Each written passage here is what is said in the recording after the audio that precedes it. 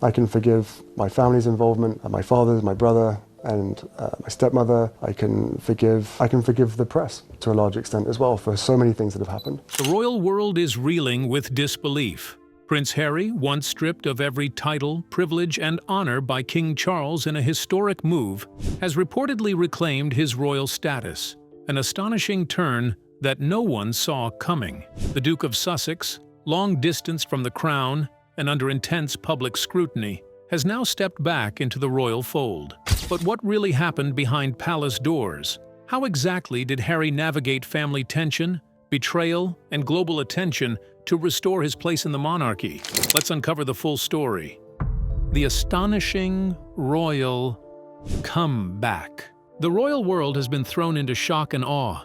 Just months after King Charles III made the historic and unprecedented decision to strip Prince Harry of every title, honor, and royal privilege, the unthinkable has happened. Prince Harry has reclaimed his royal status. What seemed irreversible, an official act that many believed would mark the end of his formal connection to the monarchy, has suddenly been overturned. This extraordinary reversal has left palace insiders, royal watchers, and the public alike scrambling to understand how one of the most tightly controlled institutions in the world could witness such a dramatic shift. At the heart of this remarkable comeback lies a story of strategy, patience, and calculated diplomacy. Behind the gilded walls of Buckingham Palace, negotiations took place far from the prying eyes of the public and press. Months of intense discussion, private counsel, and delicate reconsideration led to the unprecedented decision. Advisors from legal, constitutional, and ceremonial departments were quietly consulted, weighing both the potential impact on the monarchy's stability and the implications for public perception. Every detail mattered, from the phrasing of official decrees to the management of digital records and public communication. What initially appeared as a final, irrevocable action now seems part of a carefully orchestrated reevaluation. The reversal did not come overnight. It required Harry to navigate a labyrinth of scrutiny and tension, balancing personal dignity, family loyalty, and public expectation. Reports suggest that extensive private conversations occurred between senior palace aides and the Duke himself, exploring ways to restore not only his titles, but also the trust necessary to resume formal duties.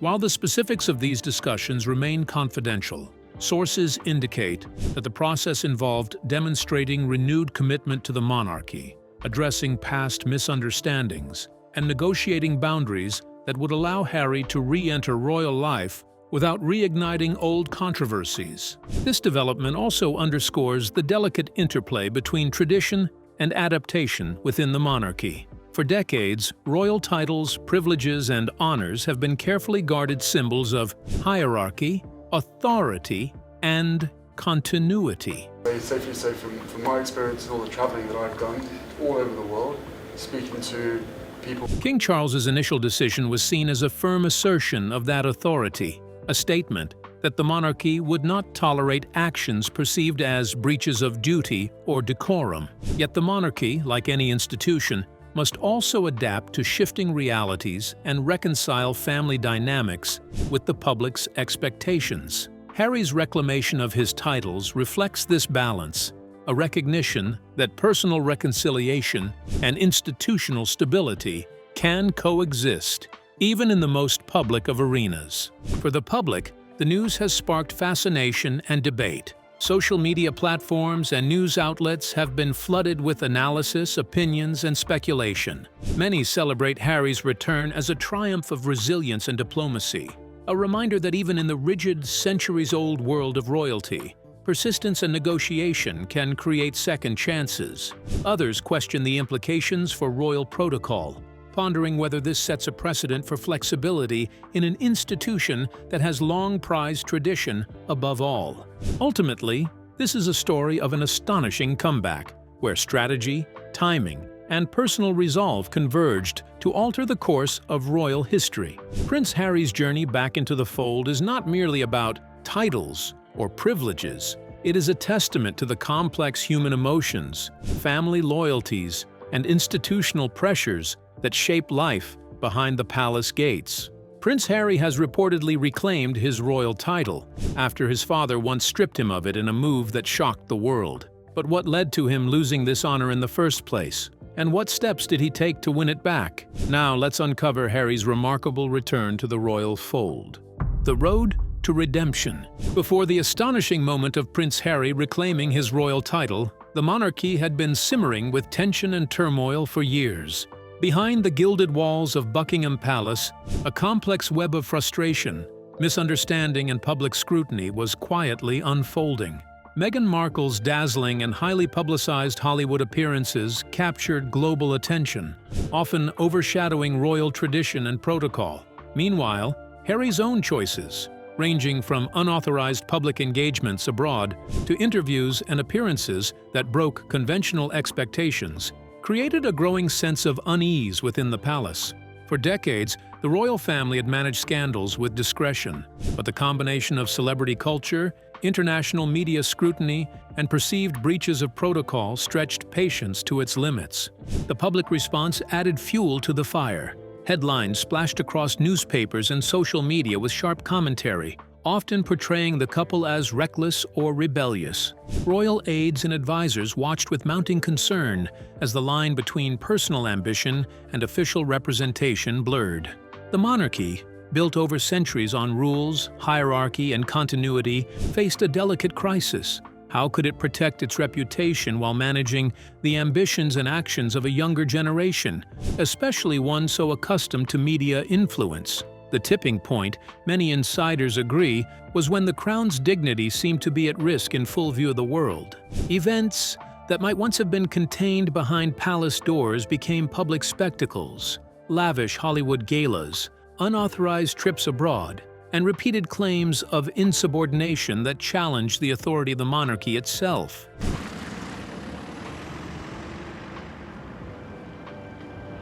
For King Charles III, the stakes were clear. The reputation of the crown, the integrity of tradition, and the stability of the institution were all on the line. Yet, even amid this high-stakes environment, the path to redemption began to take shape.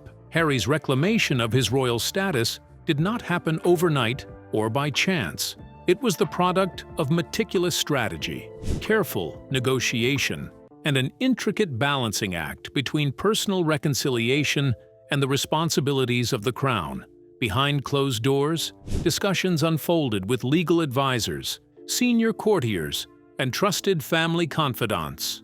Every move, every statement, the process required patience, humility, particularly with the king, who had faced years of delicate challenges managing both sons and the expectations of a global audience. Ultimately, Harry's return to royal recognition represented more than a restoration of titles. It was a delicate triumph of diplomacy, emotional intelligence, and strategic foresight. It symbolized the possibility of reconciliation within one of the most scrutinized families in the world, a rare instance where personal resolve and institutional loyalty aligned. In reclaiming his status, Harry demonstrated that even after years of public conflict, media frenzy, and family discord, there remained a route toward honor, responsibility, and a renewed place within the monarchy. This story, at its core, is one of resilience, negotiation, and the careful art of navigating both family loyalty and the weight of centuries-old tradition, proving that even the most entrenched crises can eventually find resolution when approached with care, strategy, and patience. Though the revocation of Harry's royal title may have seemed justified, he took a bold step to reclaim it. But what considerations came into play before he could restore his title? Now, let's uncover the secret deliberations behind Harry's historic return to royal status. Inside Buckingham Palace. Deep within the walls of Buckingham Palace, far from public eyes and media scrutiny, a storm of deliberation raged. It wasn't loud or dramatic as tabloids imagined. It was measured, precise, and intense. Legal advisors huddled with senior courtiers. Constitutional experts examined historical precedents, and palace officials weighed every possible ripple that Harry's request to reclaim his royal title could generate. Public perception, international implications, and the subtle but enduring protocols of the monarchy all came under meticulous review. Nothing was left to chance.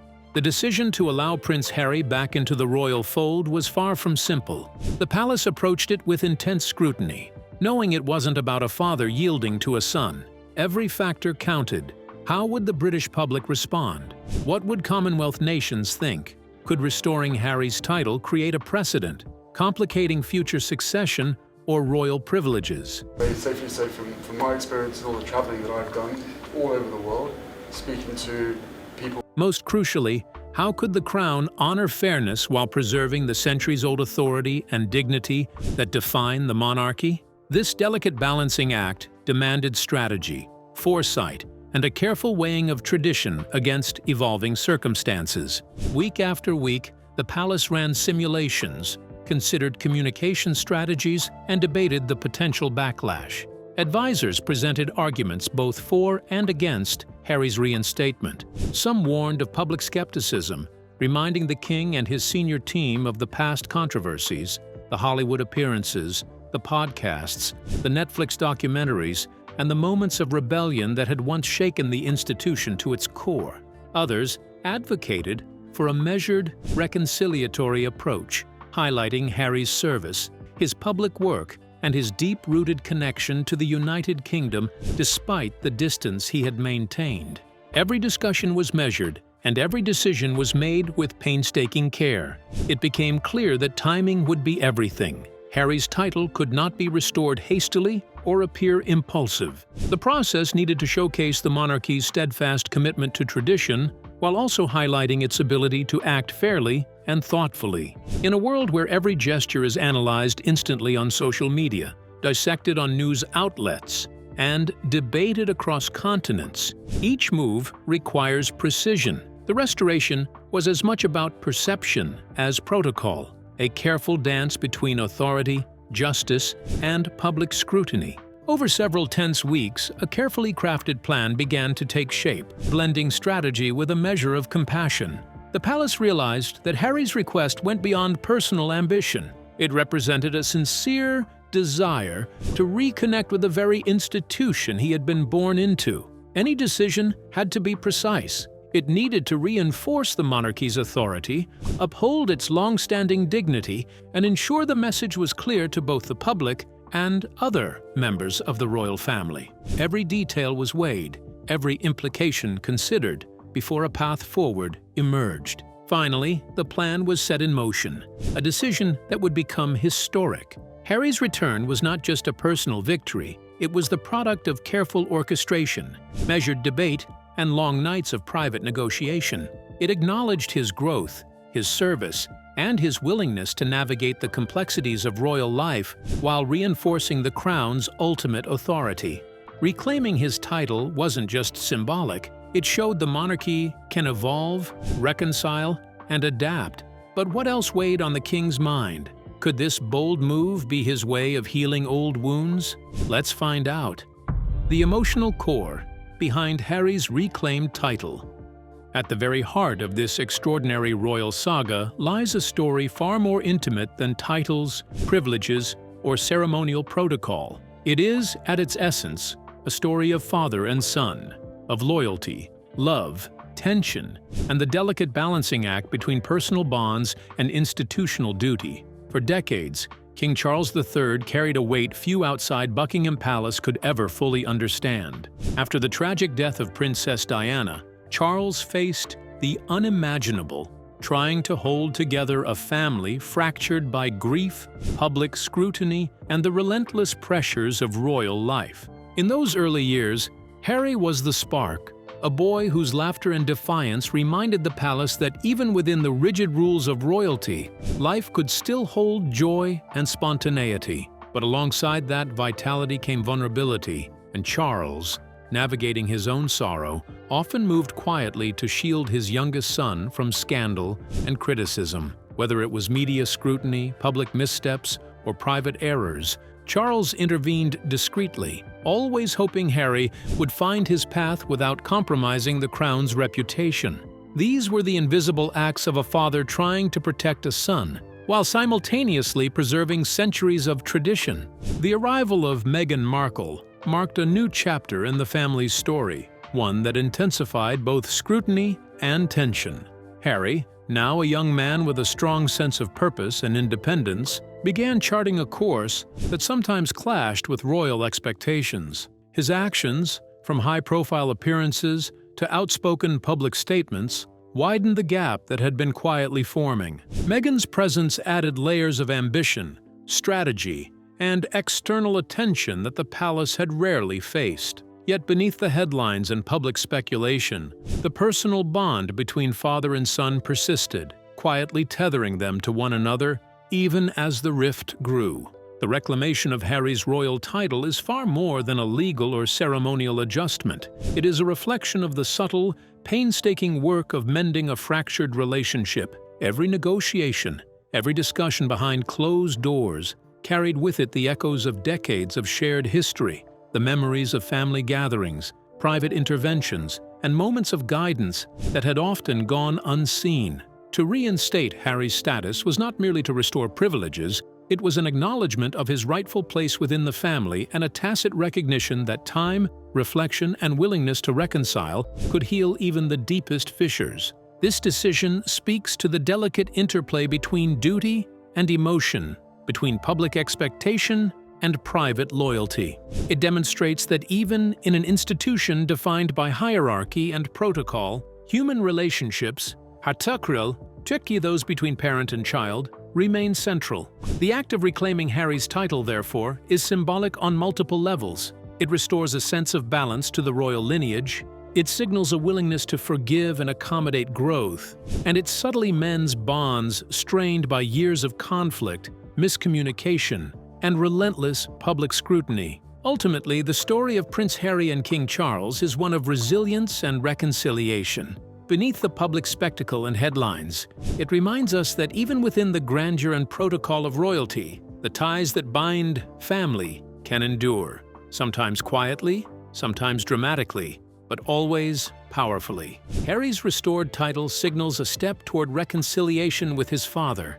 But can this bond truly hold, given the distance between them? Could Harry consider returning to the United Kingdom to reconnect with his family? Now, let's explore Prince Harry's heartfelt reflection.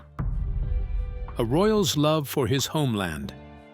Prince Harry surprised the world once again with words of reflection, pride, and an unmistakable connection to his homeland. The Duke of Sussex released a personal essay, a thoughtful and candid piece titled "The Bond, the Banter, the Bravery: What It Means to Be British" by Prince Harry. In it, Harry opened a window into his identity, offering a deeply human perspective on the values, traditions, and experiences that define Britain and the enduring love he holds for the country that shaped him. The essay is more than a collection of observations. It is a declaration of loyalty and admiration, a heartfelt acknowledgement that despite his physical distance, Britain remains central to who he is. Harry reflects on the small details that make someone British, the humor that can cut through any tension, the unspoken sense of duty, and the quiet courage displayed in ordinary life. He writes with warmth, insight, and the kind of sincerity that few public figures are willing to share. It is a rare glimpse into the mind of a prince who has spent years under global scrutiny, navigating the pressures of royal expectations, media intrusion, and personal reinvention. One line in particular stands out, resonating with both patriotism and personal reflection. Though currently I may live in the United States, Britain is, and always will be, the country I proudly served and fought for. These words speak volumes. They are more than a nod to past military service or public duties. They are a recognition of identity, belonging, and the unbreakable bond between a man and his homeland. And before you know it, within 24 hours, they could be taking their life. Even while forging a new life abroad, Harry emphasizes that the ties to his roots are enduring and unshakable. For a royal whose journey has been defined by departure, conflict, and reconciliation, such a declaration carries profound weight. Beyond personal feelings, Harry's essay serves as a thoughtful reflection on duty, legacy, and public service. He explores how being British extends beyond birthplace or passport. It encompasses values, integrity, and the responsibility to engage with the world thoughtfully and ethically. Through his words, Harry meditates on character, courage, and the importance of community, showing that royal identity can grow and adapt while staying deeply connected to the people and nation it represents. It is both a declaration of love for his country and a blueprint for meaningful service. The timing of the essay adds an extra layer of intrigue. In the wake of years of tension within the royal family, Harry's words arrive as a reminder that even amidst estrangement or controversy, loyalty, love, and reflection remain possible. It reinforces the notion that while public perception often focuses on scandal or drama, there is a deeper story at play, one of personal growth, commitment, and enduring connection. Ultimately, Prince Harry's essay is more than an essay. It is a bridge between past and present, duty and choice, homeland and personal journey. It invites readers to see him not just as a figure of royalty or headlines, but as a son of Britain who continues to grapple with identity, heritage, and service. His words remind us that the bond between an individual and their country is resilient, even when the paths we take lead far from home. Beyond Harry reaffirming that Britain will always be his home, how did the public react to his reclaimed title? And what ripple effects has this historic restoration caused across the monarchy and the world? Let's uncover the details. The global shockwaves. When the news broke that Prince Harry had reclaimed his royal title, the world seemed to pause, then erupted. In seconds, headlines flashed across screens, tweets multiplied by the thousands, and social media platforms became storm centers of debate. Every angle was dissected with meticulous scrutiny. Commentators analyzed the timing, journalists speculated on the palace's strategy, and fans and critics alike flooded discussion threads with personal opinions. From London to Los Angeles, from traditional print media to the latest viral videos, the announcement dominated conversations worldwide. The reaction was as varied as it was passionate. Some hailed the move as a triumph of fairness and reconciliation, celebrating what they perceived as a long-overdue recognition of Harry's evolving role within the monarchy. Others viewed it as controversial, questioning whether this reversal undermined precedent or opened doors for further challenges to royal tradition. Among younger audiences, particularly those active on platforms like TikTok, Instagram, and YouTube, the discussion often centered not on protocol, but on relevance. Does monarchy still matter? Is this symbolic, or does it have a tangible impact? These questions reflected a generational perspective, one where loyalty to tradition competes with skepticism of institutions long considered untouchable. Internationally, the story sparked equally intense curiosity and debate. In Commonwealth countries, political commentators and citizens questioned the implications for governance, ceremonial protocol, and the monarchy's global image. Legal experts weighed in on historical precedent. Had the crown shown flexibility in modern times? Or was this an unprecedented bend in centuries-old rules? The ripple effects of Harry's reinstatement went beyond family drama. They touched diplomacy, public perception, and the very mechanics of monarchical authority. It happened a few weeks ago, earlier this month, here at our cottage. Every news cycle became a lens, revealing the delicate interplay between royal image, global influence, and evolving social expectations. Yet, beneath the headlines, viral videos, and political speculation, the reclamation carried a more subtle and significant message. Even the most tradition-bound institutions are not impervious to change. The monarchy, long perceived as rigid and inflexible, demonstrated that adaptability is possible when negotiation, timing, and strategy converge. Harry's return to royal status was not impulsive. It reflected months of careful deliberation, consultations with advisors, and a keen awareness of public sentiment. The palace recognized that while tradition provides stability, perception shapes influence. Public opinion, often volatile and unpredictable, has the power to accelerate or stall institutional decisions, And in this case, it intersected perfectly with measured strategy. The episode also highlighted the growing role of communication in the modern monarchy. Every post, statement, and subtle gesture was amplified globally within minutes. What once relied on press releases and official announcements now unfolds in real time, with social media serving as both judge and amplifier. The palace's ability to navigate this landscape while maintaining authority and tradition is as much a part of the story as the restoration of Harry's title itself. In the end, Harry's reclamation reverberates as a case study in both diplomacy and public relations within one of the world's oldest institutions. It reminds the world that monarchy is not static, that history can be influenced by perception as much as by precedent, and that even centuries-old traditions can bend when opportunity, negotiation, and timing align. For royal watchers, historians, and the public alike, the event is more than a headline. It is a lens into the modern monarchy's evolving identity, its responsiveness to scrutiny, and the delicate art of balancing authority with adaptability. Harry reclaiming his title signals a shift in the monarchy's flexibility and vision. But how will the institution truly welcome his return? What changes lie ahead as tradition meets transformation? Now, let's uncover the dawn of a new era for the monarchy. A new chapter unfolds. With Prince Harry's royal title restored, the monarchy steps into a moment both unprecedented and precarious.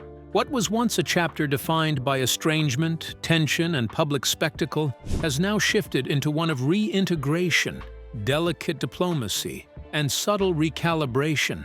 Harry's return is not merely a personal victory for him. It reshapes the very dynamics of the royal family, the perception of the institution, and the ongoing narrative of monarchy in the modern world. The challenges ahead are profound because balancing the re-entry of a once exiled prince with the need for stability requires wisdom, tact, and a keen awareness of public sentiment. For decades, the monarchy has relied on William and Catherine as pillars of steadiness, visibility, and continuity. The Prince and Princess of Wales embody both the ceremonial and emotional heart of the institution. Their careful stewardship of duties, public appearances, and charitable initiatives has anchored the crown during turbulent times, providing reassurance to supporters and projecting calm to international audiences. William's steadfast presence and Catherine's poised diplomacy offer the monarchy a reliable narrative of responsibility, grace, and purpose, an image that contrasts sharply with the chaos that once surrounded the Sussexes' departure. I can safely say from my experience and all the travelling that I've done. Harry's re-entry, however, introduces a new layer of complexity. His return brings curiosity, intrigue, and a subtle tension between legacy and personal evolution. Unlike his brother, Harry carries a history of rebellion, media scrutiny, and public debates over his choices. Reclaiming his title is not simply a ceremonial act. It is a symbolic statement that tradition can bend without breaking, and that the monarchy has the capacity to reconcile past rifts while maintaining authority. Every public appearance, charitable engagement, and diplomatic initiative he undertakes will now carry dual weight, representing both the individual prince he has become and the enduring values of the institution. This chapter signals an era where tradition and adaptability must coexist. The monarchy can no longer rely solely on centuries of precedent to guide its path. It must also respond to contemporary expectations, shifting public perceptions, and the relentless lens of modern media. Royal identity is now both ceremonial and relational, rooted in heritage while also shaped by trust, relevance, and personal connection with audiences around the globe. A prince's redemption, therefore, is not just a private family matter. It is a story that reflects the institution's ability to evolve, negotiate conflict, and demonstrate that authority and empathy can coexist. The survival of the crown now depends on more than lineage and protocol. It hinges on relevance, diplomacy, and the careful orchestration of legacy. Every decision, every engagement, and every message sent by the royals becomes part of a delicate ecosystem where perception influences reality. Harry's return amplifies both opportunities and challenges. It provides a chance to project unity, humanize the institution, and embrace a broader vision of monarchy. But it also demands vigilance to maintain coherence, authority, and public trust. In essence, the restoration of Harry's royal title transforms the story of the monarchy itself. To do some form of therapy, or at least be able to talk more about. It is a reminder that even ancient institutions are not impervious to personal journeys, reconciliation, and negotiation. The Crown's narrative is no longer fixed. It is dynamic, responsive, and deeply intertwined with the lives of its members. As Harry reintegrates, the monarchy faces a new era, one in which redemption, relevance, and responsibility converge, and where the path forward must be guided by both tradition and the courage to embrace change. So, what do you think about Harry reclaiming his royal title? Could he return to Britain to reconnect with his family? We would love to hear your thoughts in the comments below. Don't forget to like and subscribe.